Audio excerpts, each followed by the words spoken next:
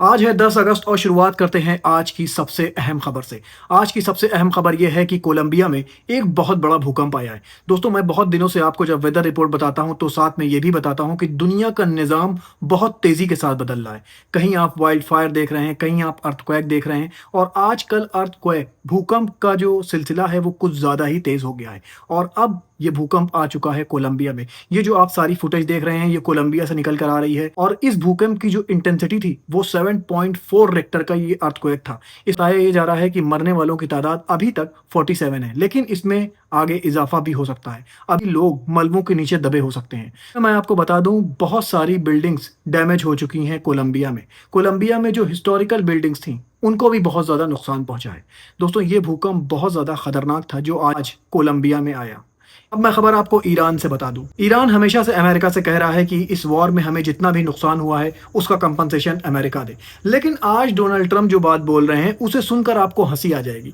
Donald Trump कह रहे हैं कि हमें जो नुकसान हुआ है उसका कंपनसेशन ईरान दे। उन्होंने कहा कि जो सोल्जर्स मारे गए हैं उनकी फैमिलीज को कंपनसेशन दे ईरान। इसके बाद डोनाल्ड ट्रंप ने कहा एंटी गवर्नमेंट का प्रोटेस्ट हुआ था ईरान के अंदर, उस प्रोटेस्ट के दौरान जो लगभग 52,000 लोग मारे गए थे, ईरान के फॉरेन मिनिस्टर अब्बास अराक्ची ने कहा था कि कुल 3,500 लोग मारे गए हैं। लेकिन डोनाल्ड ट्रंप का कहना है कि 52,000 लोग मारे गए थे इस प्रोटेस्ट में, सारे लोगों का कंपनसेशन दे ईरान। इसके बाद डोनाल्ड ट्रंप ने कहा कि उन सारे लोगों का कंपनसेशन ईरान को देना चाहिए, न कि ईरान हमसे कंपनसेशन मांग रहा है। अब मैं आपको बता दूं, अमेरिका का जो क्रूड ऑयल रिजर्व है वो अपने लोएस्ट पे पहुंच चुका है।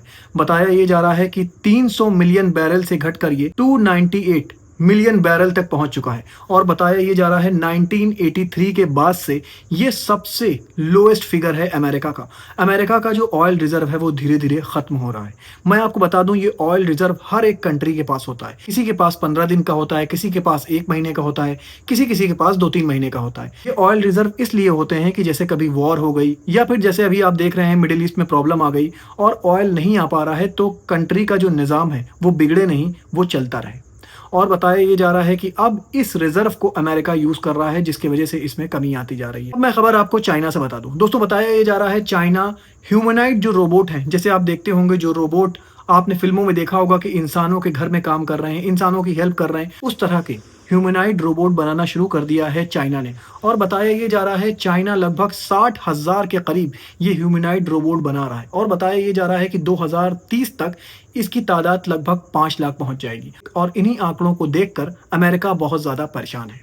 दोस्तों, बताया ये जा रहा है कि जिस हिसाब से चाइना अपने ह्यूमनाइड रोबोट की रेस में आगे बढ़ता जा रहा है, अपनी एआई की रेस में आगे बढ़ता जा रहा है और अपनी टेक्नोलॉजी की रेस में आगे बढ़ता जा रहा है, तो इस वजह से अमेरिका चाइना की ये तरक्की देखकर काफ़ी ज़्यादा फिक्रमंद है कि अमेरिका की खुद की जो ग्रोथ है वो थोड़ा स्लो हो गई है। क्योंकि दोस्तों, जो पैसे वॉर में खर्चा हो रहे हैं, अगर वो पैसे वॉर में खर्चा ना होते तो वो पैसे अमेरिका की ग्रोथ पर खर्चा होते। लेकिन अब क्या हो रहा है कि वो पैसे सारे जो टैक्स पेयर का मनी है अमेरिका का, वो वॉर में जा रहा है। तो इस वजह से अमेरिका की ग्रोथ कुछ ज़्यादा स्लो हो गई है और चाइना अपनी फुल स्पीड में आगे बढ़ता चला जा रहा है। अब मैं आपको वेदर रिपोर्ट बता दूं। दोस्तों, दुनिया भर में वाइल्ड फायर अभी वैसे ही धधक रही है, कनाडा वैसे ही जल रहा है, यूरोप वैसे ही जल रहे हैं।